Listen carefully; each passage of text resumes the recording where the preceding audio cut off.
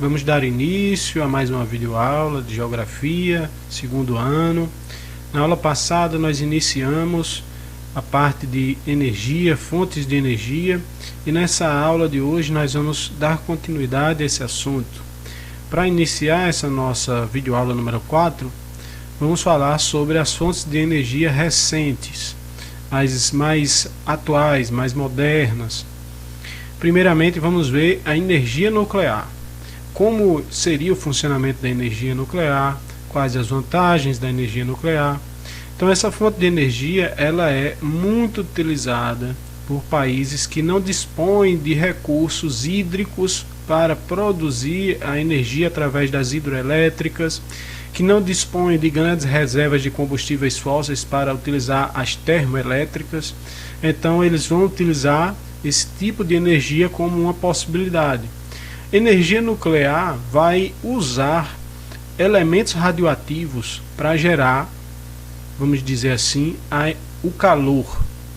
Esse calor gerado por elementos radioativos vai aquecer água e o vapor dessa água vai movimentar uma turbina.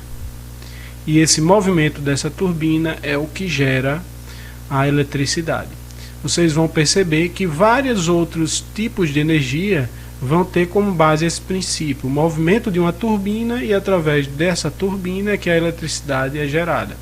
Então, no caso da energia nuclear, para movimentar essa turbina, você vai ter o vapor do aquecimento da água, e essa água vai ser aquecida por esse elemento radioativo, né? Nós temos aí um possível problema muito grande, que é um caso de acidente. Esses elementos radioativos são terrivelmente nocivos ao ser humano. Já existiu vários acidentes nucleares no mundo, em que centenas e centenas de pessoas vieram a morrer por causa da radiação desses elementos. Então nós temos o principal acidente radioativo, que foi o que aconteceu na usina de Chernobyl, na Ucrânia, na antiga União Soviética, onde a usina acabou explodindo um dos seus reatores, gerando uma terrível catástrofe. A cidade acabou sendo isolada, hoje é uma cidade fantasma, ninguém pode viver mais naquela região, e aquela nuvem de fumaça radioativa contaminou boa parte da Europa. Então isso é um tipo de energia positiva em certo ponto, mas extremamente perigosa. Vamos ver os países que mais utilizam esse tipo de energia. Em primeiro lugar, os Estados Unidos. 32% da produção energética no ano de 2008 através da energia nuclear era dos Estados Unidos. Segundo vem a França com 17%, depois o Japão com 9%, e aí seguimos Rússia, Coreia do Sul, Alemanha, Canadá, Ucrânia, Suécia, Espanha. Os outros países do mundo já são bem menos a produção. No Brasil existe energia nuclear? Sim. No Rio de Janeiro, o estado de Rio de Janeiro, nós temos 3 usinas nucleares, que é a Angra 1, Angra 2 e Angra 3. Existe aí a perspectiva de expansão dessas usinas nucleares. Então agora vamos seguir. Aqui nós temos as vantagens e as desvantagens. Como vantagem da usina nuclear, nós temos o fato de que ela não libera gases para o efeito estufa, não libera fumaça, exige pequena área para ser produzida, ela não vai ocupar uma área muito grande, como as usinas hidrelétricas, por exemplo. Você tem grande disponibilidade de combustível, são os elementos radioativos. Pequeno risco no transporte desse combustível, ele é transportado de forma segura, e independência de fatores climáticos, tanto faz se tem vento, se está chovendo, a energia nuclear vai estar sendo produzida. E as desvantagens? Primeiramente, nós temos o lixo nuclear radioativo.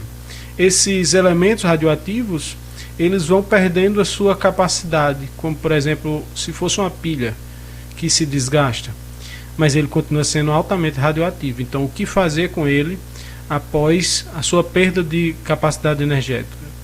Então isso é um grande problema. Muitas usinas armazenam no subsolo e isso é um perigo para o futuro. Nós temos também uma fonte de energia mais cara, como ela é muito tecnológica, ela vai ter custos elevados para sua produção. O risco de acidentes nucleares, como eu usei o exemplo de Chernobyl.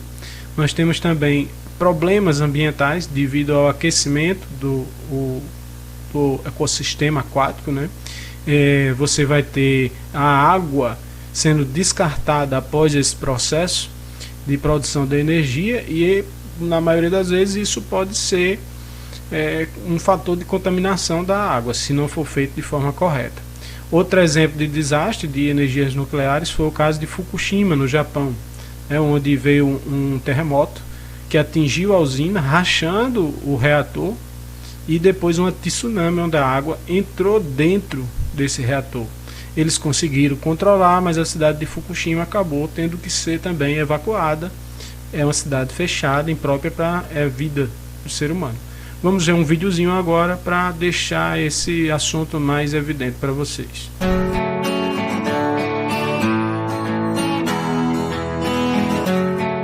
O Sol é a maior fonte de energia em nosso planeta e sua força vem dos átomos. A ciência nos deu a chave para controlar esta energia e a sua matéria-prima é um mineral abundante em nosso país. Alguns átomos de urânio são capazes de liberar muita energia, mas para virar combustível de usina nuclear, primeiro temos que aumentar sua concentração.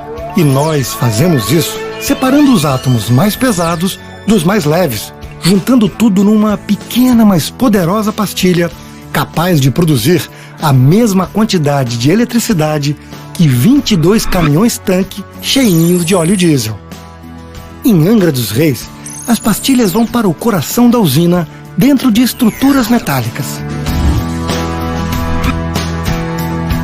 A produção de eletricidade começa quando um nêutron se choca e quebra o núcleo de um átomo. Essa reação produz muito calor e libera mais nêutrons que vão atingir outros átomos numa grande reação em cadeia. Esse calor esquenta a água que passa pelo reator, e o reator funciona como uma grande panela de pressão. Essa água super quente aquece uma outra água, transformando-a no vapor, que move as turbinas, que por sua vez fazem funcionar um grande gerador elétrico. É assim que uma usina nuclear funciona. A fissão dos átomos produz calor que se transforma em vapor e movimento. É assim que surge a eletricidade que faz funcionar as coisas na sua casa, na sua cidade e em todo o planeta. Vamos agora para a hidroelétrica.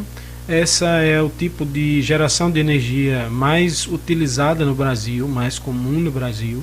Você tem aqui a construção de uma represa.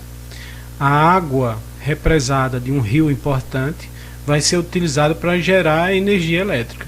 Então existem comportas nessa represa que vão ser abertas. A água vem com força total por essas comportas, uma espécie de canal. Ela bate em hélices de uma turbina, fazendo com que essa turbina gire em altíssima velocidade, produzindo a energia. Então, mais uma vez, vocês veem aqui, né? É você utilizar a água para movimentar uma turbina, e assim você gera eletricidade. Esse tipo de fonte de energia vai ter, claro, vantagens e desvantagens. Entre as vantagens, nós temos a utilização de insumo energético natural, que é a água de um rio, né? É renovável, não poluente, não contamina o meio ambiente, né? É gratuito, está ali já naturalmente correndo. Nós temos o uso de tecnologia própria, os países podem desenvolver essa tecnologia. Terceiro, grande potencial hidráulico, ou seja, a capacidade do Brasil, por exemplo, é muito boa porque nós temos muitos rios.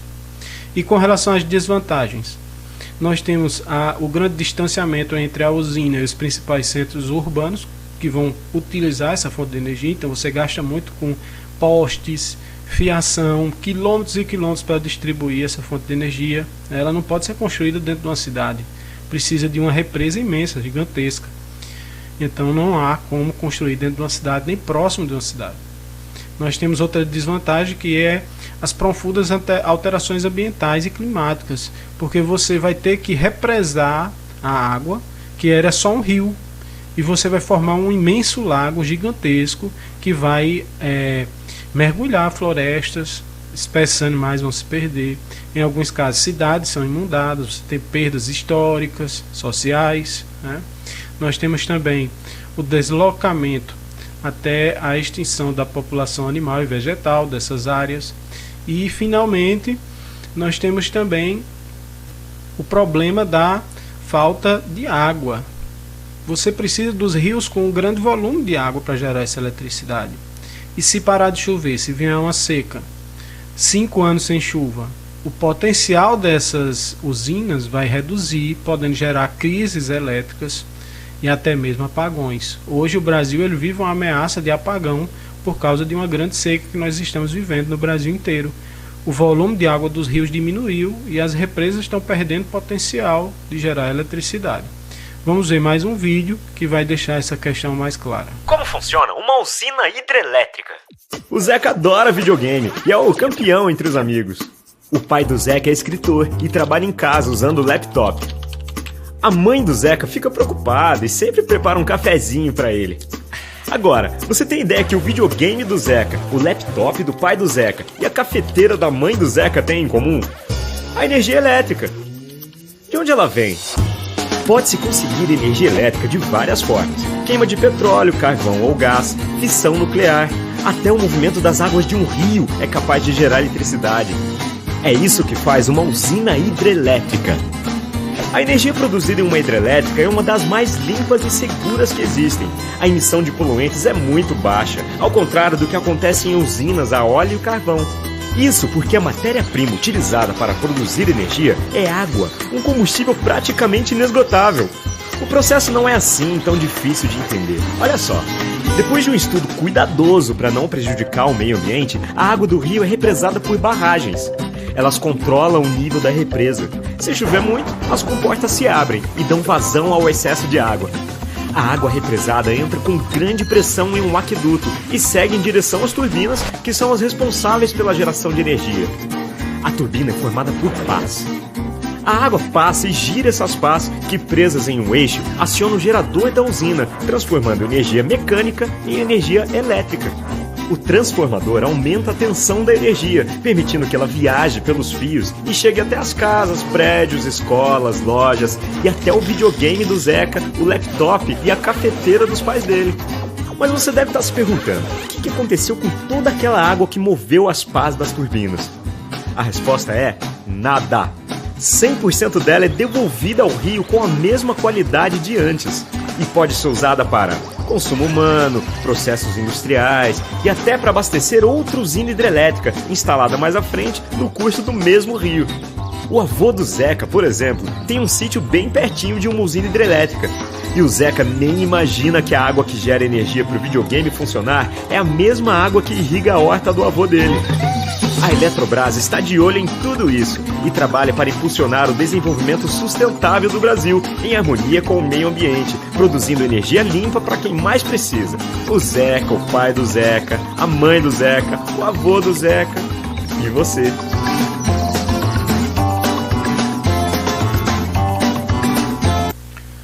Vamos falar agora sobre a energia eólica.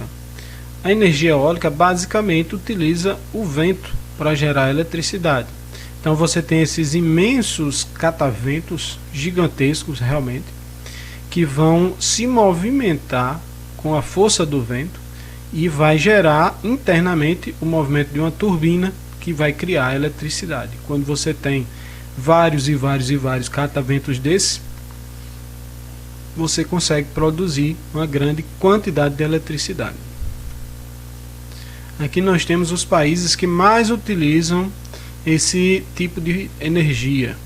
Nós temos aí a China e os Estados Unidos liderando esse uso dessa fonte de energia, seguido aí pela Alemanha, Espanha, vários outros países da Europa, a Índia, né? O Brasil utiliza muito pouco esse tipo de energia. Aqui no Rio Grande do Norte nós temos alguns parques eólicos. O estado do Rio Grande do Norte ele é muito tem um potencial muito grande para gerar esse tipo de energia. Perceba, observando o mapa, que o estado do RN ele faz uma dobra, né? Ele tem dois ângulos conectados aí com o oceano. Então você tem a entrada de vento em uma direção e a entrada de vento em outro lado do estado. Então você tem um potencial muito grande para capturar a força desses ventos e gerar essa eletricidade. Vamos ver as vantagens e as desvantagens. Vantagens: inesgotável, né? O vento, enquanto existir a atmosfera, vai haver massas de ar, vai haver circulação dos ventos, podendo gerar assim essa eletricidade. É uma fonte de energia barata, porque você só vai gastar para instalar esses equipamentos. O vento ele é gratuito, não emite gases poluentes, nenhum tipo de resíduo químico tóxico, né? Os parques eólicos são compatíveis com outros usos do terreno. Você pode plantar agricultura, criar gado ali naquela região, naquela área. Aqueles cataventos não vão atrapalhar essa atividade, né? É uma fonte de energia barata, como eu disse. A manutenção é pouca e os custos são reduzidos.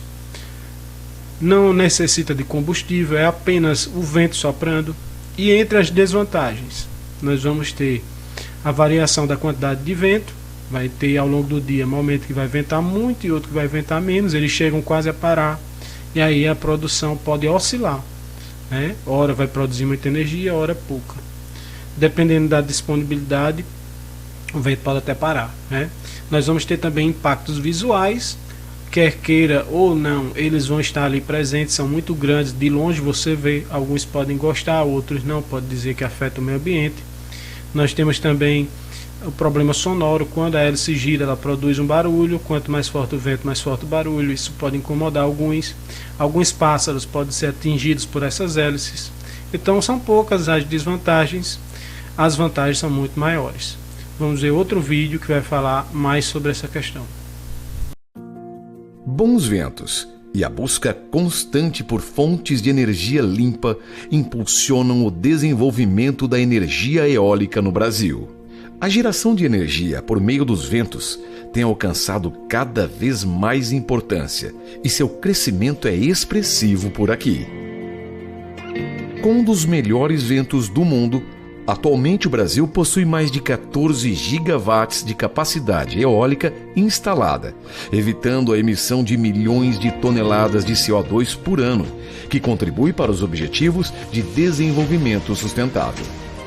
Para se ter uma ideia, o fator de capacidade médio do Brasil é acima de 40%, podendo chegar a 70% em algumas regiões do Nordeste, sendo que no restante do mundo esse número cai para cerca de 25%.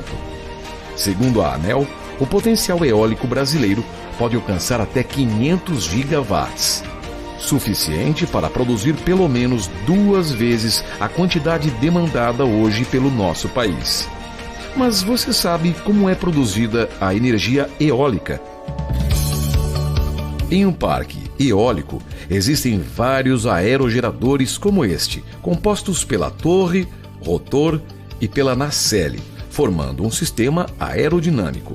A força dos ventos é que move o rotor do aerogerador e movimenta o eixo principal.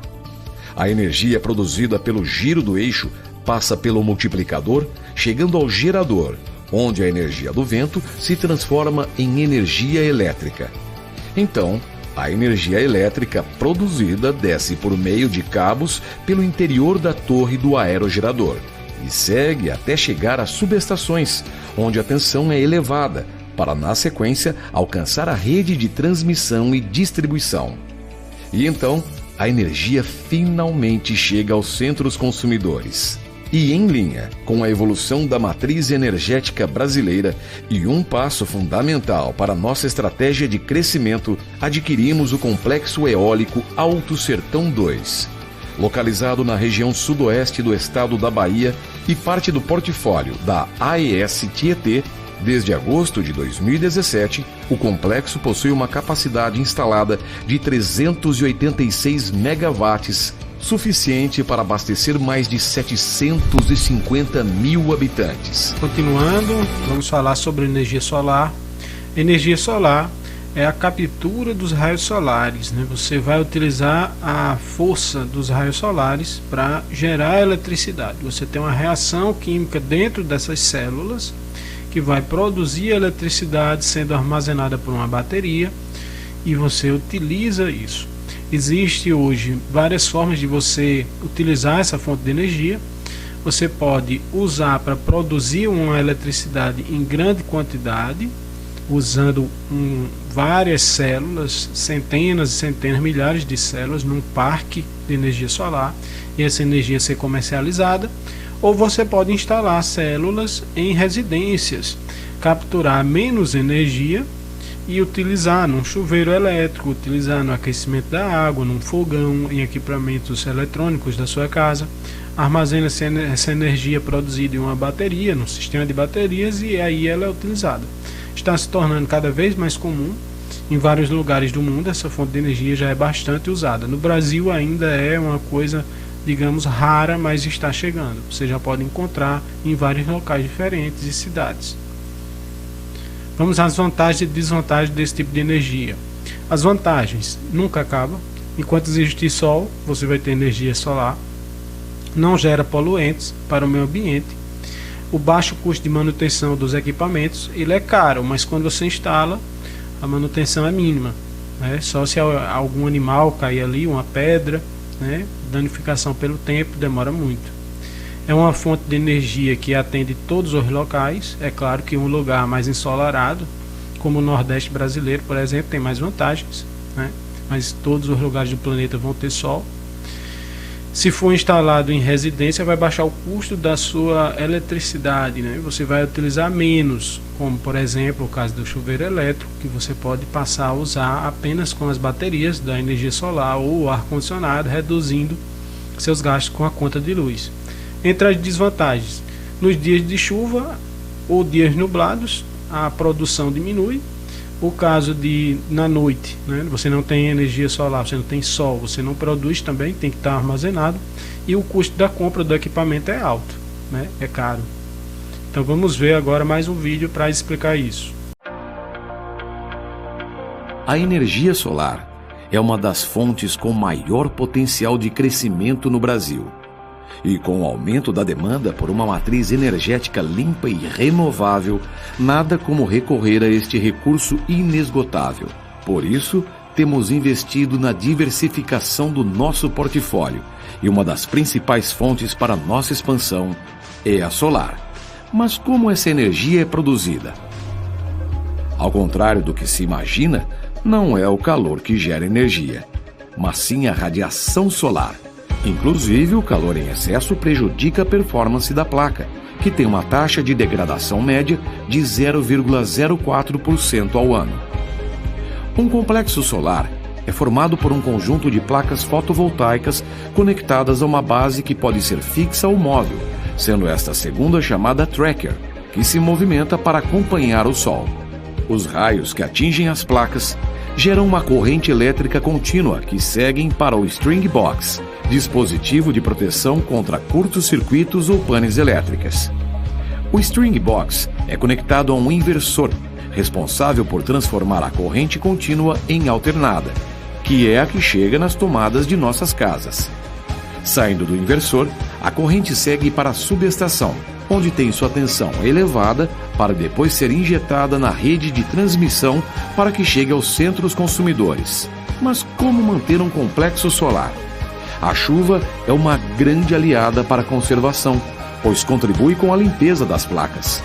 A operação dos nossos parques é feita de forma remota e centralizada pelo Centro de Operações da Geração de Energia, o COGE, localizado em Bauru. O primeiro complexo solar adicionado ao nosso portfólio é Guaimbê, que também é o maior do estado de São Paulo. Com 554 mil placas, possui uma capacidade instalada de 150 megawatts, suficiente para abastecer o consumo de 300 mil habitantes. Estamos construindo nossa segunda planta solar. Também localizado no estado de São Paulo, o Complexo Solar Ouroeste tem previsão de início de operação completa para o primeiro semestre de 2019 e adicionará 145 megawatts de capacidade instalada ao nosso portfólio. Com esses ativos, aumentamos nossa geração de energia por meio de fontes de baixo impacto socioambiental. Essa é a nossa forma de criar valor para os públicos com os quais nos relacionamos e contribuir para as metas globais de desenvolvimento sustentável. Prosseguindo, energia geotérmica. Esse tipo de fonte energética só pode ser utilizado em países que existe atividade vulcânica, onde você tem magma, onde você tem lava, bolsões de rochas incandescentes. Então é escavado uma espécie de túnel até chegar a esses bolsões de calor intenso, de rocha quente, aquecida, de magma, e o calor dessa rocha é usado para aquecer a água, e o vapor dessa água movimenta a turbina que vai gerar eletricidade. Voltamos aqui àquele princípio, né? A água utilizada para movimentar uma turbina que gera eletricidade. Vamos às vantagens e desvantagens. Vantagens: é inesgotável, né? Enquanto você tiver esse material incandescente do interior do planeta e em altas temperaturas, você terá essa fonte de combustível. Não polui, não contamina absolutamente nada no meio ambiente. É uma fonte segura e fácil de manutenção.